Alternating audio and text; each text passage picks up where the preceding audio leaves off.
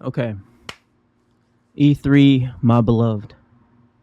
I miss E3 so much because I feel like it was a point of time when everyone in the gaming industry came together and put their best foot forward and showed us, the consumers, what they got.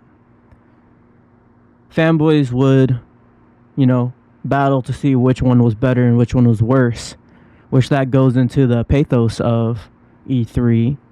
But in my opinion, the thing that made it so amazing and so beautiful to watch was seeing the companies and the developers present their games live or pre-recorded on stage, kind of putting their best foot forward, right? It had its highs and lows, and we'll get to that in this episode, but I think that's what made it special.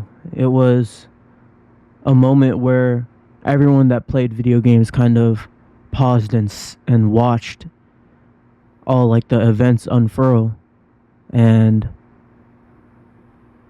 battled each other out. PlayStation was better one year, Xbox's was better this year, Nintendo's was better that year. And like I said, that goes into the pathos of it. And what is pathos? Pathos is emotion, right? So the emotion of E3 is our excitement, humans showing off what other humans have created, the battle that ensued afterwards, the fanboy battle, the question, who won E3? That's the pathos of it. The logos of E3, which pretty much means the logic, is just companies showing off their products coming out. So it is a consumer-facing show, but it is for companies to put out their product to the world and show it off. Now, the thing that I kind of have struggled with E3 specifically is figuring out the ethos or the credibility. And in my opinion, ethos and pathos kind of go hand in hand in here. I feel like the fans kind of give E3 some credibility by battling it out, but the credibility also comes from the fact that E3 was, I should say, a historic show. It was something that needed to be planned out in advance, and the buildings that they performed in was historic. So yeah, this was my first E3 conference that I've ever watched, was E3 2009. And I did not remember it too much until I rewatched it, and I was like, oh, okay, this conference is pretty interesting. And yeah, this conference had a lot of highs and a lot of lows. I'll just play it now. I'll kind of put down the volume so you guys don't hear it too much. But yeah, so in E3, especially when Jack Tretton was the CEO of PlayStation, he actually would take the stage quite often. He would come to the stage, introduce a game, and he would leave, and then come back, and then he would leave. So that's one thing that I noted when re-watching E3 2009, specifically Sony's conference. But like I said, it had some highs. It had Uncharted 2, which we'll see in a little bit. Let me skip to it. But it also had him kind of gloating or showing a little bit of fire, showing a little bit of braggadociousness. He was talking about how well they were doing coming out of the lull from the launch of PlayStation 3. But this showed Sony had actually something to prove here. And this all started with Uncharted 2. And this is the main thing about E3 of the past, is each game had someone coming out and really explaining it. Really, I guess you can say that's kind of the ethos in it. The developer is coming out and explaining and diving into what makes their product special. But yeah, the first game that was shown off in this one was Uncharted 2. And I remember this showcase so vividly, because it was amazing looking, like in hindsight, or even then it was amazing seeing what they made and how interactive it was. But yeah, this demo was famous for being like a coming out party for the Uncharted series, because Uncharted 1 came out, and it was good, but it didn't hold that much weight. But this game, it expanded the scope of the game. It made it more of a world globe-trotting event instead of just encapsulating it into one specific area. But yeah, this demo was special. It was bombastic. It had a set piece, a crazy one with the helicopter chase. And yeah, this demo was amazing. And it completely sold me on the game. The next one I want to talk about is Mod Nation Racers. Where is that? Oh, they showed off Mag in this one as well. The 256 player battle. Let me skip past to Mod Nation Racers real quick. This one also had the PSP Go as well.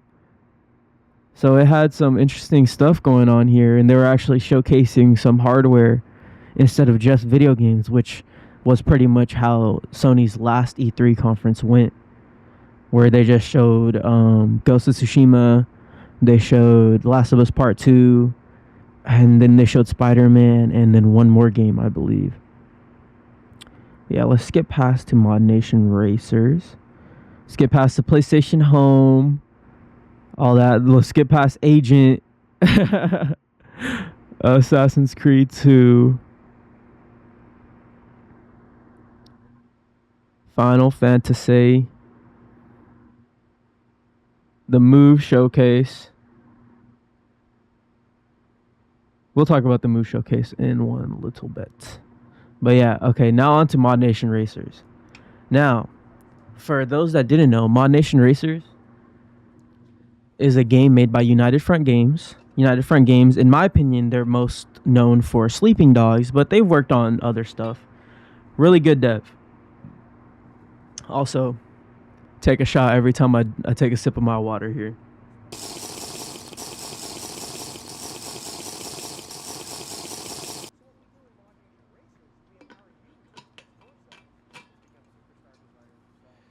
Okay, Mod Nation Racers is cool because the way that they showcased it on the stage. They didn't just play a race, but they physically built a race. Let's see if I can get to it. So here it is. So they physically built a race from scratch using their track builder that they created into the game.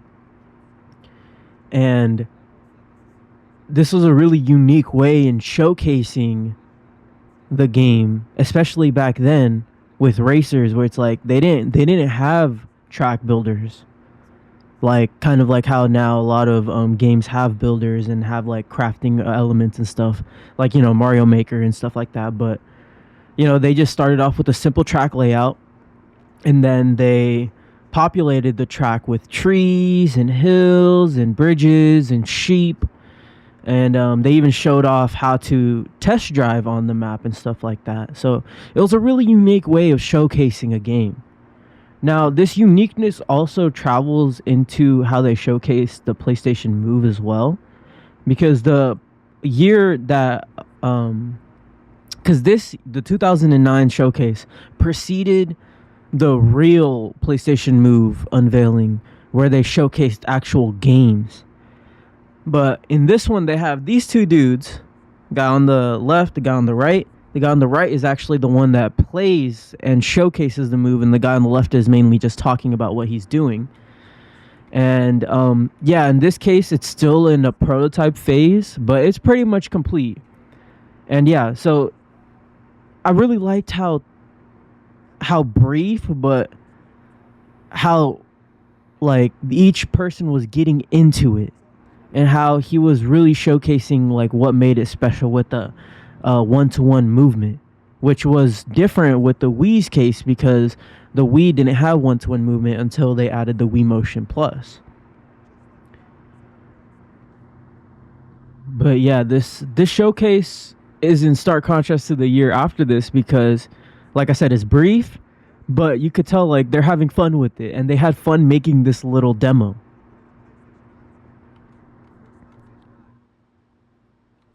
Like, he's just messing around with it. They got a tennis ball and a racket. They got a baseball bat. They got a sword. They even showcase a little bit of gameplay features, like this first-person shooter with the move. a little whip. But really, this demo is just to show the audience and creators like what you can do with the move, and I think they did a really good job in showcasing that briefly. And then they even end off with a little combat demo where he has a sword and a shield. He's using kunai. He's using bow and arrow. So really enjoyable showcase of the PlayStation Move, and it only lasted about 10 minutes. This one also had the infamous Last Guardian reveal, which doesn't come out for until 2016, I believe, and that's what, 7-8 years after this showcase. So this game was gestating and being created for a while. Had Gran Turismo, but then it ultimately ended up with God of War 3, which is considered to be one of the best God of War games by a lot of people, at least one of the best of the character action God of War titles.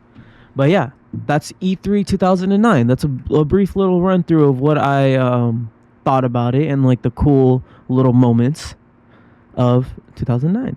Let's move on to 2010. I can't find it. Hold up. E3 2010 Sony. Okay. E3 2010. Same thing. Jack Tretton takes the stage after a brief sizzle reel. They're showing off PSP. They're showing off the Move a little bit more. They're showing off the games. Kevin Butler is out here. You know, if y'all remember Kevin Butler, this is also the one where they showcased Marcus PSP. But yeah, Jack Tretton takes the stage. This is coming off of even more forward momentum for PlayStation 3. You know, they're actually hitting its stride now. They're starting to build up a repertoire of exclusives, and this repertoire of exclusives kind of carried them into the PS4 generation with the just one titles, as you can say, or with Last of Us. But that doesn't come until 2012. But yeah, this E3, another one with some pretty good highs, but some pretty bad lows. He shows even more bravado in this one because he talks about how historic the E3 building is, actually, and then they talk about how many users that they have and how many users are playing online for free. So, you know, a little bit more bragging in this one. But yeah, let's get to the games. First game that is shown in this conference, Herman Holst, Mr. Herman Furman. He comes out and he shows out Killzone 3. And I remember back in the day, I wasn't too into the Killzone series, so this was kind of like my first glance. And I did do some research about it back then, and I researched that they kind of had like a fake CGI showing of one of the Killzone games. So that's why when they showcased this one, he emphasized that everything is in real time and the demo is being played in real time. And yeah, really good demo. It was like a 10-15 minute, you know, low editing, almost no editing, just showing the game how it is. And I think that's the main takeaway that I take away from E3 is seeing these games showcased in a long form, showing what the game is, not just telling you what the game is or showing you a CGI trailer and then telling you what you should expect. They're showing you what you should expect. And I really appreciate that with Killzone specifically in this E3 showcase. But so that's Killzone. Let's go to Marcus PSP real quick. Let me find it. Let me skip past the Move showcase and Kevin Butler coming onto the stage and everyone going crazy. Here it is. This is Sony's last push into making, like, marketing PSP, as you can say, because I feel like after this they kind of stopped, and then the Vita came out, but they kind of abandoned Vita really quickly. But yeah, E3 2010, Marcus PSP. So they already had Kevin Butler as kind of like the the brand ambassador of PlayStation and specifically the consoles, right? But they needed someone for the PSP to really market it, to make it cool. So they got this little boy named Marcus, and he's a he's a funny little kid, but he's showing off the PlayStation PSP. He's showing off some games. He's showing off like why it should be cool, giving it a little bit of swag, you know. And I really liked that back then. But yeah, this one had Marcus PSP. I think he only really shows up for. I think he only shows up for a year or two. They kind of do abandon it really fast, but no, this kid is funny, and I liked it. I liked how they added this into the show, made it more of like a moment, you know. And he does have multiple ads, I think 2 or 3 that they show off. But yeah, so that's the PSP, and they actually gave the PSP some real screen time, some real stage time. But yeah, okay, so this showcase also has Little Big Planet 2, which is Media Molecules, Last Game Before Dreams, and Tearaway, of course. But it also has Medal of Honor, which was a failed attempt at bringing the Medal of Honor series into the current modern day. It had Dead Space as well, but the big moment is this guy, the Lord and Savior of the PC Master Race, as you can say, Mr. Gabe Newell. He takes the stage. He shows off Portal 2, but he also announces that it's crossplay with the PC. So the PlayStation and PC had crossplay for this game, which is probably the first real time we see crossplay mentioned in like a modern sense, because now almost every game has crossplay with all the platforms, but this was a moment back then. This was for sure a moment. But yeah, that's Gabe Newell. And let's skip past to our GOAT, our favorite, David Jaffe. So David Jaffe takes the stage in this one, and he actually closes this one out showing off Twisted Metal and its revival, which ultimately also failed. But you know, I really appreciate David Jaffe because he's kind of like a no holds barred type of person. He just says how he feels. He says how it is, and I really appreciate that from him specifically. But that's David Jaffe and Twisted Metal. And that was E3 2010. Pretty good conference aside from the PlayStation Move showcase in this one. All right, now let's move on to a time when E3 failed the person that was showing the game off. And that is Nintendo. And the infamous Skyward Sword reveal in 2010. So this is the same year that PlayStation showed off, Marcus PSP, Killzone 3, Twisted Metal. So it's like, let's see what Nintendo has. And, they all kind of follow the same formula. They got an executive coming out and talking a little bit. In this case, it's Reggie Fils-Aimé. And this is also the year that they really announced the Wii Motion Plus. But the game that they announced this with is Legend of Zelda Skyward Sword. And to start off, this game has an amazing trailer. The trailer really sells the game. But the blunder comes... Let me turn the volume down a little bit. The blunder comes when Miyamoto actually takes the stage. So he's going to take the stage and try to show off the game. He's going to try to show off what makes Skyward Sword special and the one-to-one motion tracking. But his interpreter, he's starting out the showcase. He's starting out the demo. And then Miyamoto eventually comes out. He's spawned in to the arena. And, he gets a big, loud cheer. And he has a huge smile on his face. But you see, when he actually is trying to play the game, it's not working correctly. Link's sword swipes and his swings and Like the way it's pointed and stuff, it's not one to one with what Miyamoto is doing. And looking at this live, I'm like, oh no, like what's going on? Like, why is it like this? But, you know, shout out to Miyamoto because he actually powers through this demo. He's literally on the stage for over 10 minutes, I believe.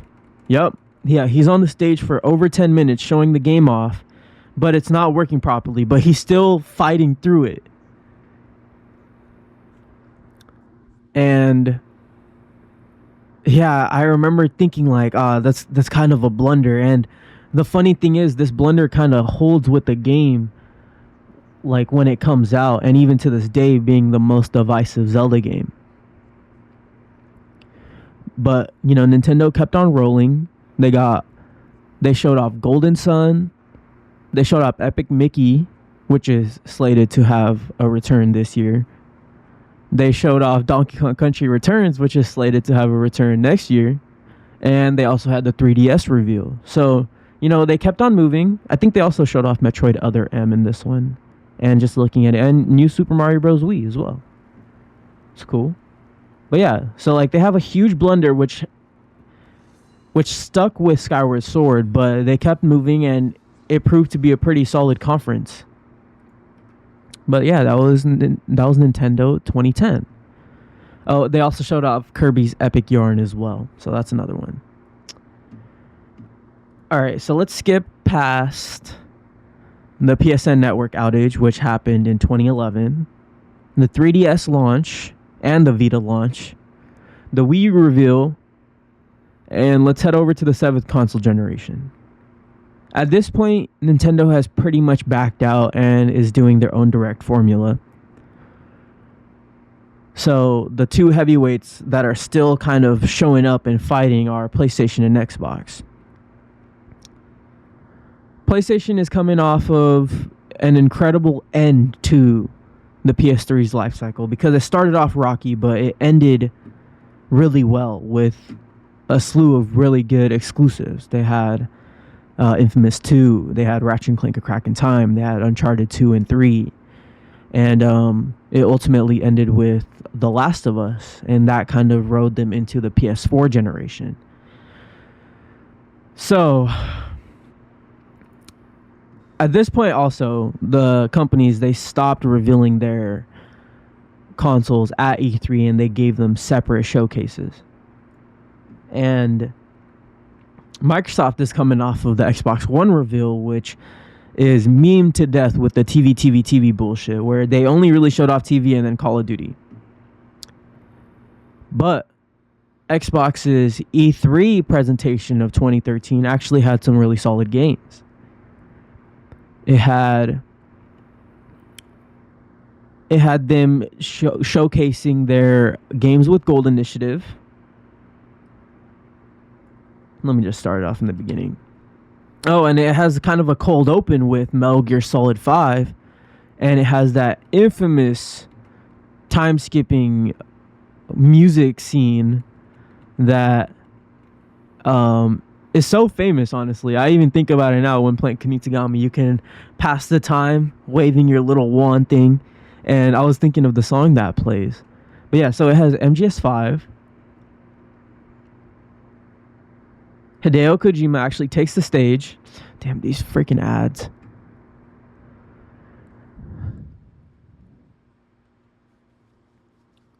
These freaking ads. I guess it's time to take another sip.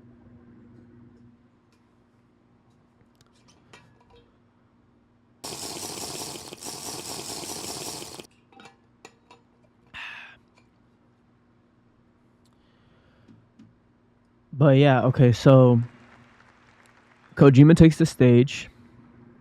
They announced their free games with Gold initiative that gave everyone that had Xbox Live Gold 2 free games a month, which was to counter PlayStation with their PS Plus offering.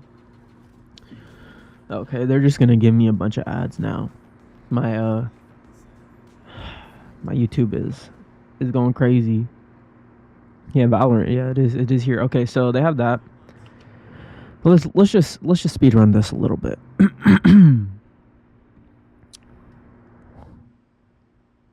MGS5, great trailer. Games with Gold, great initiative.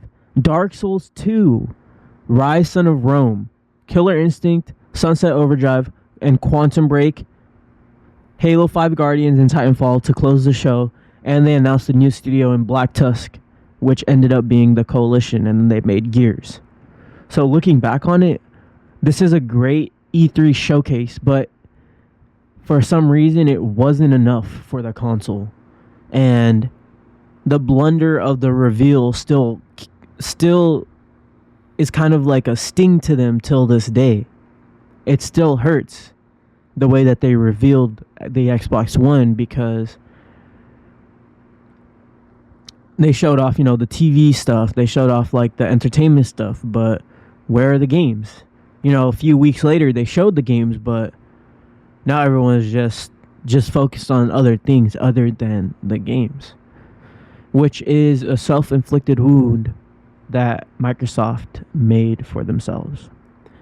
But yeah, all the games looked enticing and it's fun. But let's travel to E3's deathbed now. Let's travel to the last E3 conference from one of the big three, which is Xbox's 2021 E3 showcase. Which, at this point, Xbox had Bethesda already. They already had... So, in 2021, which is considered the last E3 before the summer of gaming, but in 2021, Xbox had their last showcase, and this was in partnership with Bethesda because they had acquired them at this point. It's exciting times because you're coming off of the console launching. You're coming off of, at that point, was your biggest purchase in Bethesda. You're going to get Starfield, you're going to get Elder Scrolls, you're going to get Doom and all those games. So, and it was a win-win for Xbox because PlayStation isn't there, so they have no competition really. Nintendo had already Nintendo had already adopted their Direct formula, which is all digital, and Sony had created their State of Play and their Showcase formula, which they haven't done in a few years. But it was Xbox's to lose, really, because there's no other competition. So really, it's like whatever they show, they were going to be the winners. And how I describe the death of E3, as you can say, is that it's kind of like a balloon slowly releasing air out of it. So it's like it didn't die like boom, pop, and it's gone. It's kind of like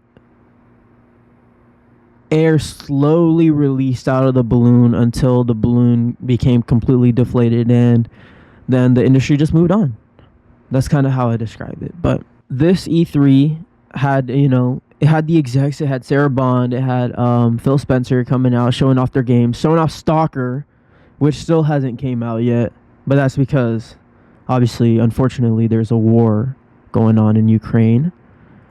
Showed off Back for Blood, Yakuza, Like a Dragon, Ichiban. They had the Sea of Thieves with the Pirates of the Caribbean crossover, Battlefield 2042, Hades, which came to Game Pass on day one,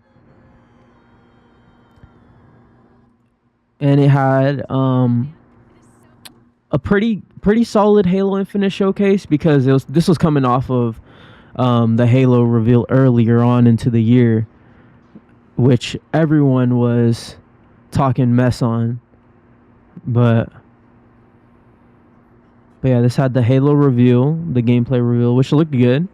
It got me into the game, which when it came out, I was actually having a lot of fun because the game is actually good. The Halo Infinite is actually good. So showed off Halo Infinite in its best light. They showed off a Plague Tale Requiem. What is this game? Tunic? No. I think this is Slime Rancher. But yeah, it had a bunch of, indie games. It had some AA games. It had some AAA games. And overall, this showcase took them into what is now known as the Xbox and Bethesda and ABK showcase, which happens every year around the same time with E3. And yeah, so now Xbox has also adopted their own showcase formula, which is cool, So that takes us into, all right. So we talked about some of my favorite moments, right? I showcased some of them. The Uncharted 2 reveal, the Killzone 3 gameplay, even the Move showcase. Them having fun with ads and stuff with Marcus PSP and all that. So let's talk about now. Let's talk about Summer of Gaming, because there's no more E3 anymore. We're in Summer of Gaming, either 2 or 3 now.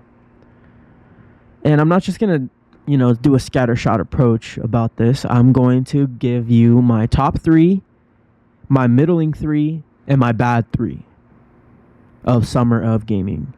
And some of these games have already came out, so yeah. Let's just go through it real quick. Middling 3 first. So this one I split up in 3 different categories. First one, Souls likes. Too many Souls likes. Ballads of Antara, Where Winds Meet, Fantasy Blade Zero, Flintlock Siege of Dawn, Wu Chang Fallen Feathers. Okay? Shown off at State of Play, Summer Game Fest, and the Xbox Showcase. Now, I don't know if these games are going to be good or not, but there's a lot of Souls-likes being made. And that's one of the major sticking points that I got from this season. Number 2, hero shooters. We got Marvel Rivals, we got Concord, and we got Fragpunk. Which I've actually played. I've played Concord and Fragpunk, and funny thing about that is Concord's coming out in like a couple weeks, but Fragpunk actually felt like the complete and finished game.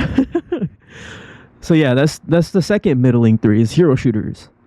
The third middling 3, we got re-releases. So we got the Until Dawn remaster, which was showed at the State of Play. We got Luigi's Mansion 2. We got Donkey Kong Country Returns. We got Epic Mickey. And then we got the Fighting Collection. We got the MVC Fighting Collection. And we got the Ace Attorney Investigations Collection as well. So that's a whole lot of re-releases. And I don't even think that covers every single one. That's just the ones that come off the top of my head. But yeah, so those are the middling 3 for me. We got Souls-likes, hero shooters, and re-releases. Now let's move on to the good 3. And I should actually probably pull this up. Hold on. E3. Oh. Let me make myself a little bit smaller so I can show. Xbox Showcase 2024. Yeah, so it's already been 2 years of Summer of Gaming. But yeah. Call of Duty. Call of Duty. Okay. So the good 3. So I'll just go through my first 2 real quick because I want to talk about my third one a little bit more. So the first one is Killer Bean. It's kind of like a mix of like Max Payne and Grand Theft Auto, and you play as a bean, which is cool. The second one I got is Avowed, which was also showcased a few years now, but that one's made by Obsidian, and it's supposed to be Obsidian's, not sci-fi, but fantasy RPG, action-based, both first and third person. That's exciting, and I really liked how they showcased the game in the trailers and then in the Xbox podcast, because it actually had a dev coming out and explaining what makes their game special. But my third one, which is on the screen right now, and the one that I am probably most excited to play, is Black Ops 6. And yeah, I know it's cliche because the whole world is probably excited for Call of Duty, and everyone buys it. It sells like 20 mil plus every year. But this one is special to me because it actually represents them taking a step forward in innovation of how Call of Duty was. When they first added dolphin diving, it was a stiff and rigid movement that wasn't dynamic. It was just something that you did, but you couldn't shoot while dolphin diving. You couldn't do anything. It was just the one move. And I remember back in the day when I played it, I was thinking like all the possibilities they could take with that mechanic, but they ended up scrapping it and they just moved on to using jetpacks and boost packs. But Black Ops 6 represents them going back and actually going to like the nucleus of Call of Duty, that on the ground, boots on the ground gameplay, and innovating it in a cool way, in letting you dolphin dive left and right, forward and back, sprinting in all directions, sliding in all directions. Like, that's actually innovative and new and unique. And I really like that, because it's not just plagiarizing what other people did. Like, it's not just taking what Titanfall did and adding it to Call of Duty, or taking what Battlefield did with the big maps and the large player base in each map and adding it to Call of Duty. It's actually finding out what makes Call of Duty good and improving on that. And I really like that. So Black Ops 6, really good reveal. It feels like a true sequel instead of some iterative crap, you know? And this is evident in last year's Call of Duty, because MW3 was supposed to just be DLC for MW2. But they ended up just making MW3 into its own full box retail copy. And it's funny because last year also represented Assassin's Creed doing the same thing with Mirage, and how Assassin's Creed Mirage was supposed to be just DLC to Valhalla, and they ended up just making it a full-on, full-box retail copy of an Assassin's Creed game. And both of the series are both those series are actually getting their true sequels this year, which is funny. So like last year kind of felt like a stopgap for these huge series that we all enjoy and love. But yeah, the omnidirectional movement, I'm so excited for it. I'm excited to play this game. It looks really good, and I'm excited. I'm a Call of Duty head. I usually play them every year, and it's on Game Pass this year, so that's exciting. Let me mute this so y'all don't hear it. All right, we're close to the end, y'all. We're close to the end. Okay, we're close to the end here. Some extras I have are Monster Hunter Wilds, which is shown off at Summer Game Fest and the PlayStation State of Play.